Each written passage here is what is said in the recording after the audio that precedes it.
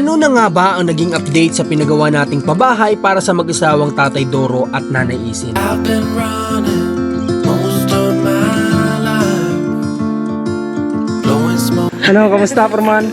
Ayos lang, Ayos pa? engineer. I've been searching, but I can't seem to find. Guys, it's already 11:36 AM at ngayong umaga po ay pupunta tayo sa pabahay kay Nanay Isin kasi balita ko ay tapos na daw po kahapon, sabi ni Rans since siya ang nag-asikaso. Tapos na daw po yung bahay nila Nanay Isin. Ang kulang na lang doon ay bintana kasi wala pa pong magsusukat, sobrang dami pa niyang gawa. Pero pupuntahan natin ngayon para magpintura kami ni Rans. Yun. Samahan nyo kami sa magiging biyahe natin at tingnan natin kung ano yung kinalabasan ng design na pinagawa natin sa kanila. Guys, dito na tayo sa location. Buti na lang guys, uminit kasi kanina medyo makulimlim na. Hindi ko alam kung, sabi ko nga baka hindi tayo makapagpintura kasi yung panahon kanina medyo dumilim. Pero thanks kay God, biglang uminit oh. Pinapag-anuhin talaga tayo ng panahon para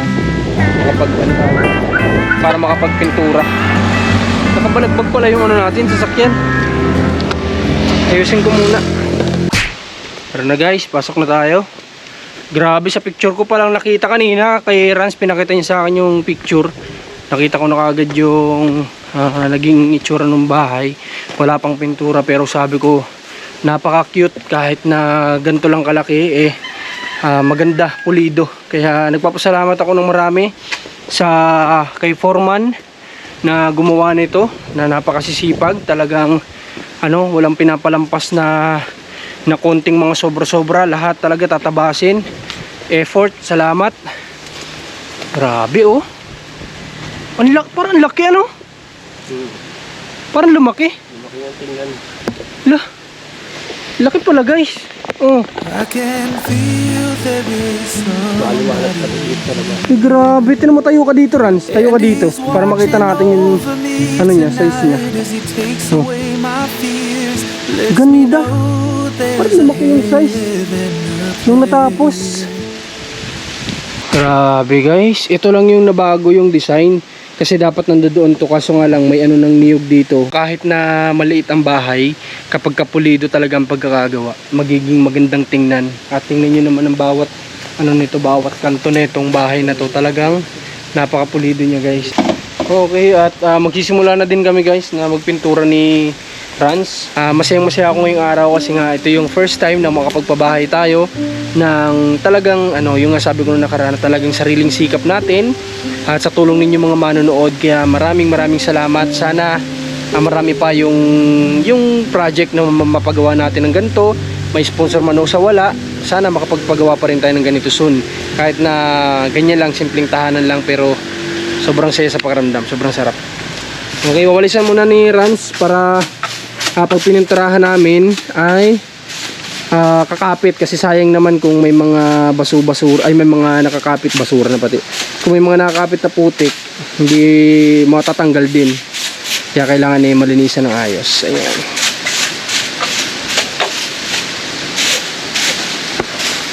Hindi naman siya masyadong marumi, di ba? Ayos naman, sakto naman. Pinag-powersuhan niya. Pinag-powersuhan. At saka ako nga pala, nagpapasalamat ako kay Kuya Joker na may-ari ng lupa kasi napakabait talaga nila. Kasi nga po kahapon ay nagkulang yung kahoy. So, naghahanap si Rans, wala makunan. Sakto, nagchat ako kay Kuya Joker kung may makukunan dito banda. At sabi niya, meron daw doon sa kanya. At kumuha na lang daw doon. Sabi ko nga, babayaran po namin. Sabi niya, iwag na. At tulong ko na lang din kinanaisin yung kulang na kahoy. So, maraming salamat. At napakabait nyo. Si God na lang po ang bahala sa inyong mag-asawa. Okay. So yun, dito nga, at saka nilagyan to ng nilagyan pa ng marine dito sa baba ni Foreman kahapon. Di ba? Nilagyan pa niya kaya lalong gumanda yung yung itsura. Tapos sakto na rin na nandito yung yung hagdan, mas mabuti na rin na nandito. Kasi doon ay medyo alanganin talaga, di ba? Tapos dalawa yung pwede sila magtambay dito. Pwedeng lamisang maliit, di ba? Tapos kain sila dyan. Ang kulang na lang pala nito ay bintana. Tapos ito nga yung hawakan kasi nalimot ni Rans kahapon. Hindi mo nabasa Hindi ko Nagchat ako hindi mo na nabasa. Wala signal dito. Si Rans kasi kumukuha ng mga materialist kahapon sa hardware. So ano, hindi na niya nabasa. Mamaya pasok tayo dyan sa loob. Dalawang bintana lang to. Ito medyo malaki. Malaki yung bintana niya. Yan o. Medyo malaki. Tapos dito sakto lang. Ayan, sakto lang. O sana umabot ito bago kami umalis. At ibibigay namin yung sukat mamaya doon sa gumagawa ng bintana. Kasi hindi siya makapunta dito. Kasi nga sobrang daming gawa. Hindi siya makapagsukat. So kami na lang magsusukat. Bigay namin sa kanya. Sana umabot talaga bago kami umalis. Ano? Bago kami umalis. Kasi sa isang araw na yung alis natin.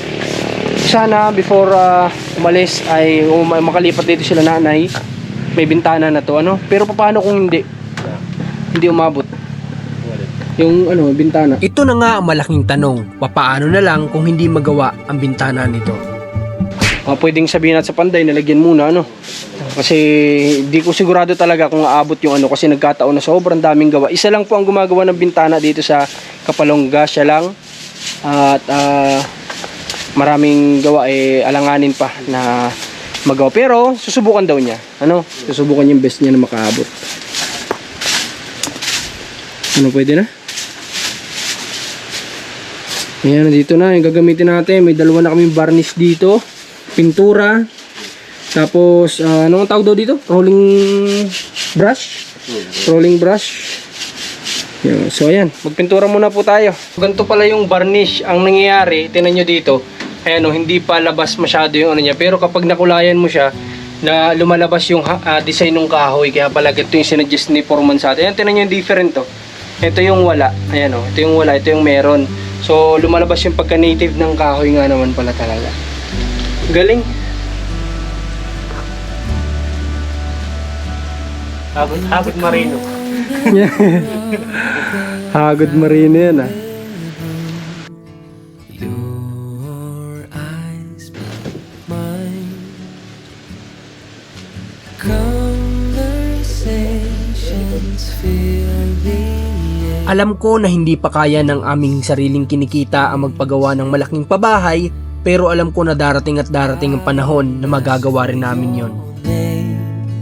It's already carved in the air. I won't lie, it's already burning.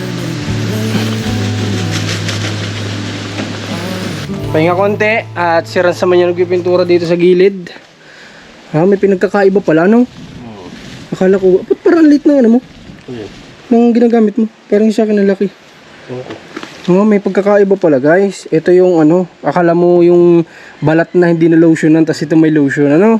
Yung pintura man niya, ano, walang talaga siya transparent. So ano, yung lumalabas yung design talaga ng kahoy.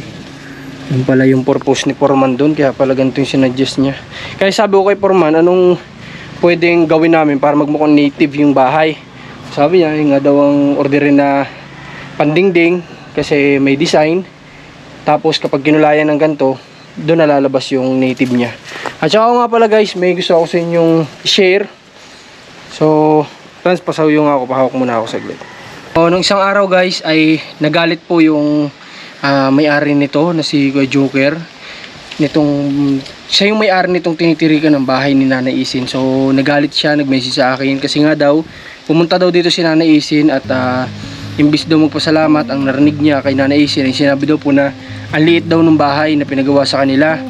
So sumama yung ano ni Kuya Joker kasi nga sabi niya imbis magpasalamat, ganun yung narinig. So sinabihan daw niya, hindi daw niya napigilan na nanay, dapat maging masaya kayo kasi may mga taong kagaya nila Marcos ng team nila na handang tumulong sa mga kabayan nating kagaya ninyo na magpabahay ng ganito, di ba? At saka sabi ko, sa totoo lang dapat pupuntahan ko sila, pero sabi ko unawain ko na lang siguro. Sabi ko wala, ganun talaga siguro sila, ganun talaga siguro yung pag-iisip nila, no? Hindi siguro ganun kalaki yung pag-unawa nila sa mga ganitong bagay. Kaya sabi ko, ako lang yung nasisira sa mga viewers kapag pinagsasabihan ko sila. Kaya sabi ko, hayaan mo na, ayoko na. Sabi ko, ayoko na magsalita sa kanila, basta bahala na sila, basta tayo gawin natin kung ano yung best natin, kung ano yung alam nating tama para makakabuti para sa kanila. Kaso nakarating ako dito kanina, dito ko na-realize na hindi pala maliit, ano? Hindi pala size lang talaga para sa kanilang dalawa, pala talaga saktong-sakto kumbaga. Kasi yung malaking bahay nga na pabahay ni Commander hindi nila nalilinisan. How much more kung binigyan pa natin ng mas malaki dito, di ba? So hindi rin nila kayang linisan. Ito saktong-sakto lang. Sana malinisan na nila to. O yung sinasabi nilang maliit, sana ma-maintain nila yung kalinisan, di ba? Kasi maliit na nga sila nagsabi.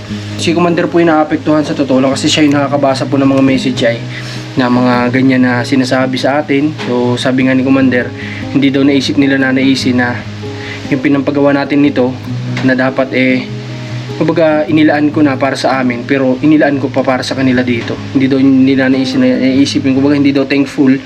Sabi ko na lang, hayaan mo na, unawain na lang natin kasi matatanda na din naman yun. Ano na lang, kumbaga ang kailangan sa kanila hindi lang dobling pangunawa, triple, at kung hanggat maaari mas malaki pa sa triple yung pangunawa na ibibigay mo sa kanila. Gawin na lang, ayoko na silang sitahin pa sa mga ganyan po sinasabi kasi ako nga yung napapasama po sa inyo, no? So yun lang naman ng sinare ko lang yung sinabi sa atin ni Kuya Joker na may-ari nitong lupa na ito. So tara, paano, diretso ulit tayo, pintura ulit. So, ganyan talaga, Rans. Minsan yung pagod mo hindi pa ma-appreciate ng iba yan. Ang dami nga nalalakihan dito, sabi nila. Oh, yung mga tao dito? Yung mga tao dito, sabi, malaki na niya yan kumpara sa dati nila mga Ay, oo naman. Yung sa dati Yung dati nilang bahay, ito lang yan, oh. naku, halos dito lang yun. Halos kalahati lang nito yung dati nilang tinitirhan. At saka to, goods na goods yung design niya, guys. Di ba? Ayan, oh. Simple pero may dating parang si Rans. May dating parang si Rans, oh. Di ba? May matalino ka, Rans, ah. Oh. Okay, magtulong na rin ako. Magpintura na ako, dito na ako sa labas. With your head on your heart, please tell me which way you'll go. 'Cause I sure don't know. One piece of Tamang-tama lang pala yung sinabi ni Foreman na Brown dito, no? Saktong-sakto lang siya. Kasi dito dito talaga lalabas yung gusto natin na mangyari. Pero medyo yung sa plywood, sa tawag diyan? Anong tawag sa plywood niya? Marine? Pero dito sa marine, medyo hindi ako kumbinsido. Medyo gusto ko sana colorless kasi yung kinuha namin. Parang mas maganda sa tingin ko dito yung medyo nag-yellow, yung parang ganito. Yan, yung parang ganito, parang nag-orange yellow. Maganda kasi yun kasi yung sa shop namin ganun yung nakalagay doon na Haspi. So, tatry namin. Bibili kami, may malapit naman na hardware yata dito. So, punta kami doon ni Rans maya-maya lang at patungan natin. Tingnan natin baka mas maganda yun. Baka mas mabuhay yung kulay ng ng kahoy. It's a start, but it's a mighty puzzle to make. No need to say, how will I cope?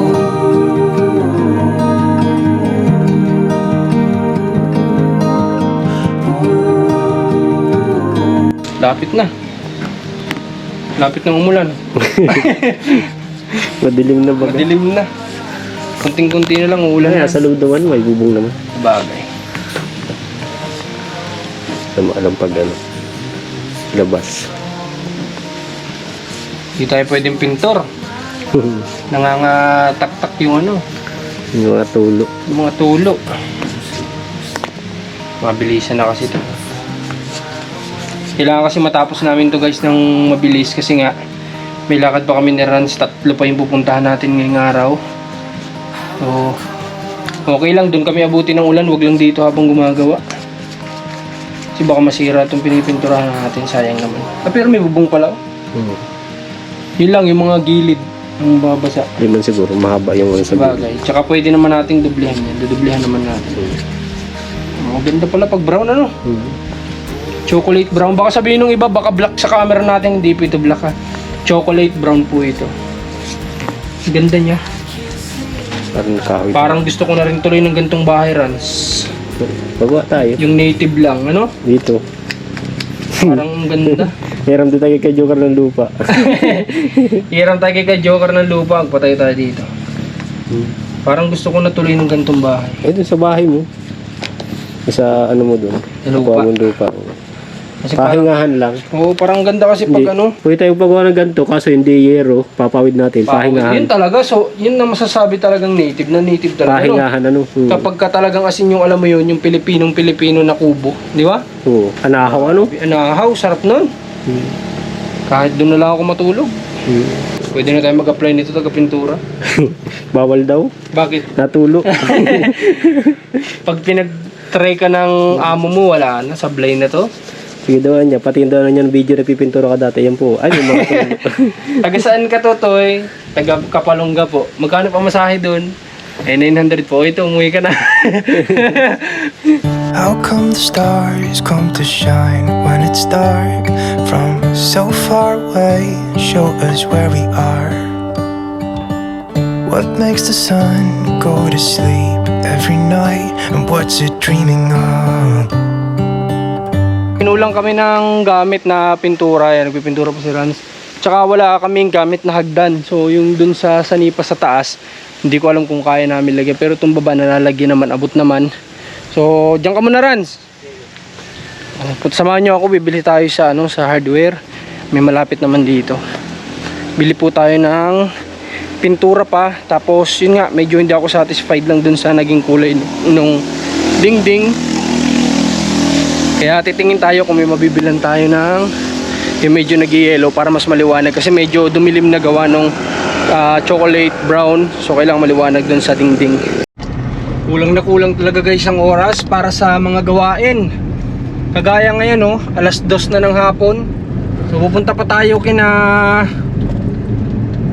Joyjet Herlin, tapos pupunta pa tayo kina Kenneth, kapatid ni Buboy. So kulang na kulang talaga tong kasi doon kala Kenneth, papa-estimate po natin yung bahay nila, yung kwarto. At willing po yata si Commander na tumulong sa kanila para magkaroon ng kwarto si Kenneth. So kulang talaga, kulang tong araw na na yung oras sa maghapon, kulang na kulang. Dito na tayo sa hardware. I hope may mabilan tayo dito guys. Sana talaga. Opo.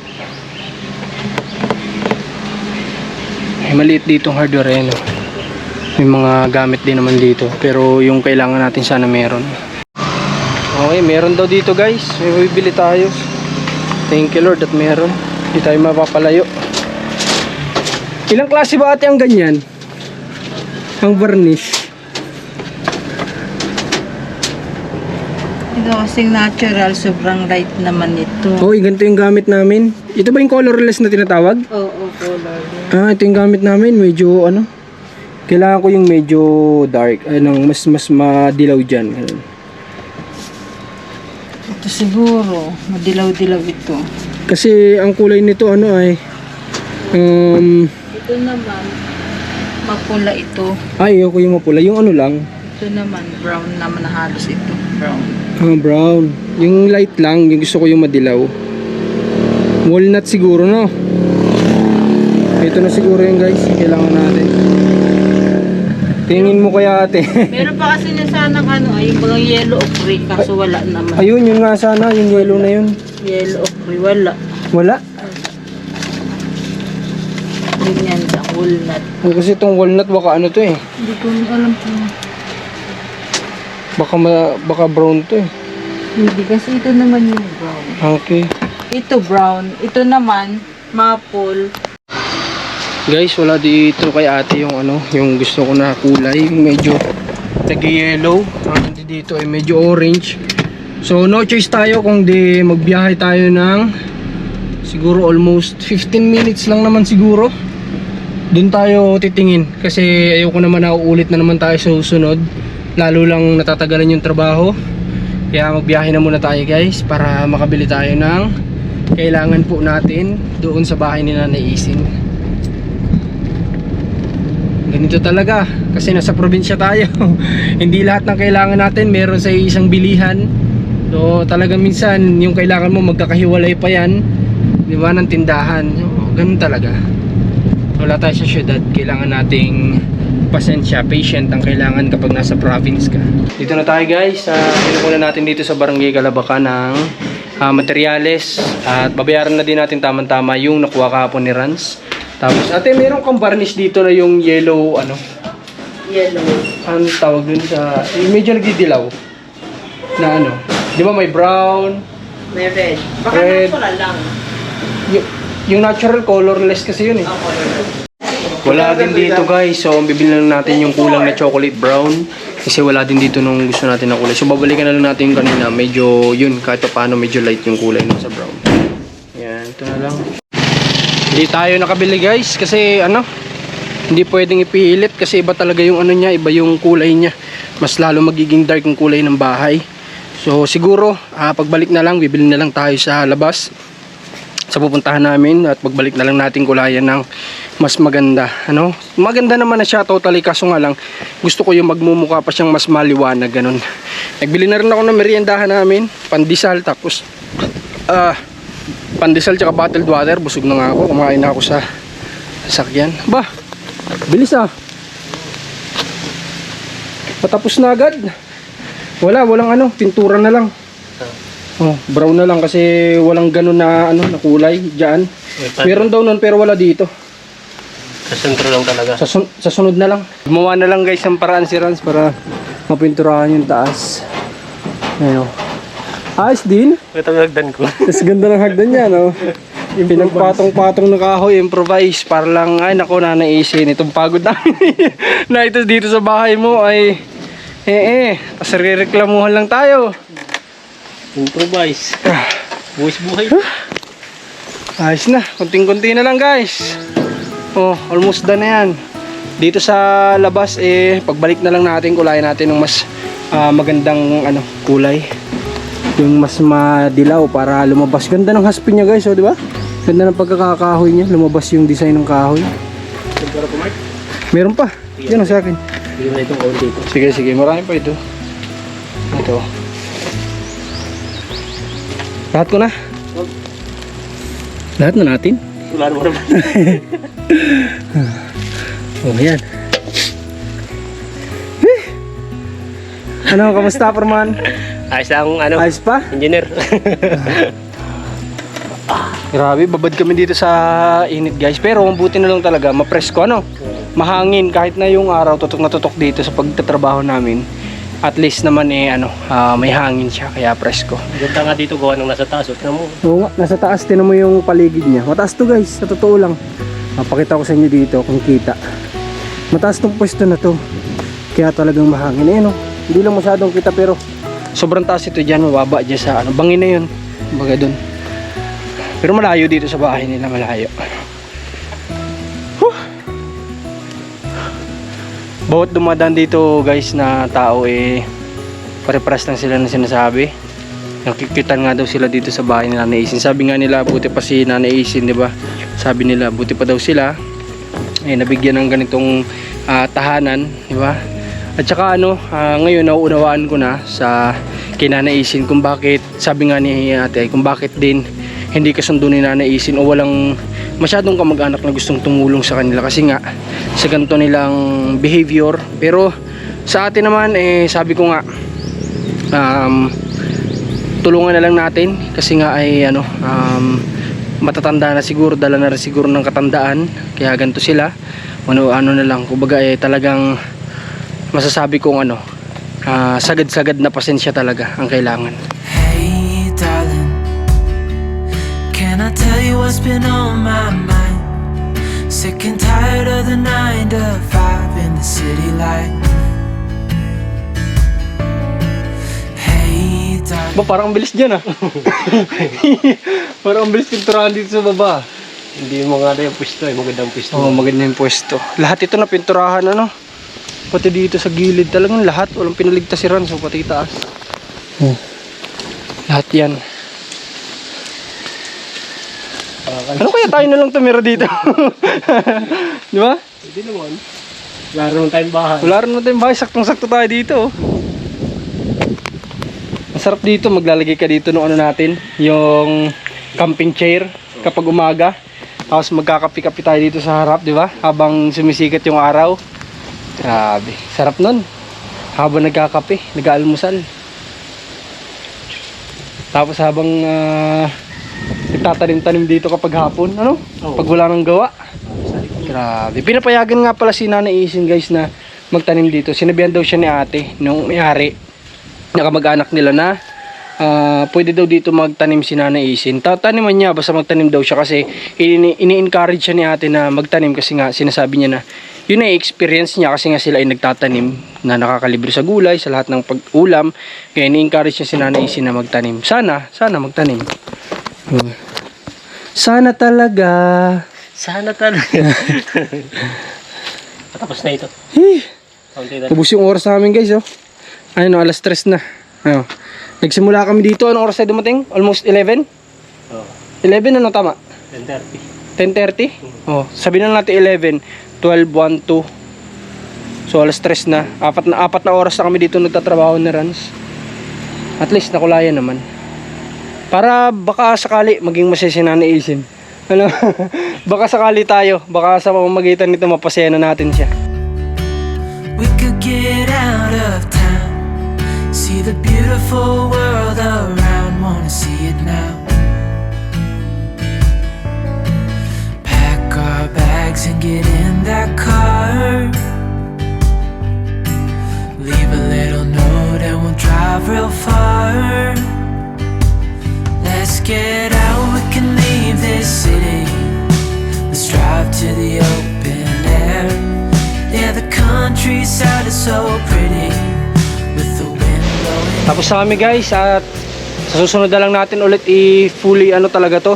Kasi may mga kailangan pa kaming tanggalin dito. Kagaya nito may mga kunti siyang patak ng pintura. So kailangan malinis yan, tatanggalin namin yan. Siguro pagbalik na lang natin guys kasi nga kulang na yung oras. At gagabihin tayo ngayon kung tatapusin natin yung mga napatakan ng pintura, alisin natin. Kakapusin tayo sa oras. So yun lang, at sa mga nagko-comment nga pala kung nasaan ang kusina nito, abangan na lang po natin. At kung sabi ko nga kasi ito lang yung kaya ng budget natin kasi sariling gastos nga natin to guys. Kung magkaroon pa tayo ng ng blessing o magkaroon tayo ng budget, may mga gamit pa naman tayo doon, yero, may plywood. So ang kailangan lang natin dyan ay mga kahoy, labor, papagawa natin sila dito. Tapos yung kung kaya pa ay magkaroon din ng sariling share para na sa ganun hindi sila nakikigamit dito sa kamag-anak nila, no? Kasi meron dito kaso syempre sa kamag-anak nila, although in-offer man, pero mas mainam pa rin na meron sila. So yun lang naman ang kailangan natin para dito kay Nanay Isin. So almost done. Bintana na lang talaga ang kulang at yung titira dito, yun na lang naman ang kulang. So tara, palabas na rin kami dito ni Rans. At syempre salamat sa kasama natin si Rans. At walang namang ibang gagawa dito, walang ibang magtatrabaho kundi kaming dalawa lang kasi wala naman tayo ibang kasama sa team kundi tatlo lang naman kami. Pero kaya namin yan. Lagi namin sinasabi ni Rans na minsan tinatanong ko si Rans, kaya natin yung mga bagay na pinag-usapan kami. Sabi naman kaya natin yan. Dating gawi, di ba? Dating gawi. Marami na tayo na pagdaanan. Madami na tayo na pagdaanan. Kapag nakompleto pa tayo, naging tatlo na ulit tayo. Mas makakadagdag ng gawain, di ba? So tara na. 4 hours na trabaho. At salamat ulit sa lahat ng sumama sa mission namin na ito sa pagpipintura. Sana maging masaya na rin kayo. Kahit paano, sana i-provide natin sa kanila. At ayun, medyo maliit lang siya sa camera, pero pag nandoon kayo mismo sa location, makita nyo na malaki para sa dalawa. Kung baga sabihin na natin saktong-sakto para sa dalawa. O sa camera medyo maliit, tinitingnan din namin. Pang siya, pang isang buong pamilya na may dalawa ka pang anak, kaya. Oo, kaya kahit may dalawa kang anak kasya. Kaso nga lang talagang sa camera natin na GoPro na gamit, maliit siya. Pero kapag nandito ka, personal mo makita, goods siya. So tara, salamat sa porta nyo si Rans TV. Panoorin nyo yung mga vlogs niya, behind the scenes, sa mga pinupuntahan, adventure. Abangan nyo lang pag nagkaroon na siya ng gamit din, may mga mapanood rin kayo adventure. At syempre Commander ni Marcos, supportan nyo din ang team namin, ang team Marcos. Sana lagi kayo nandyan. At sa lahat po ng mga naniwala na kaya natin, salamat po sa inyo. Bless po sa lahat, ingat po. Bored with a couple of tunes in a car for two. Hey, darling,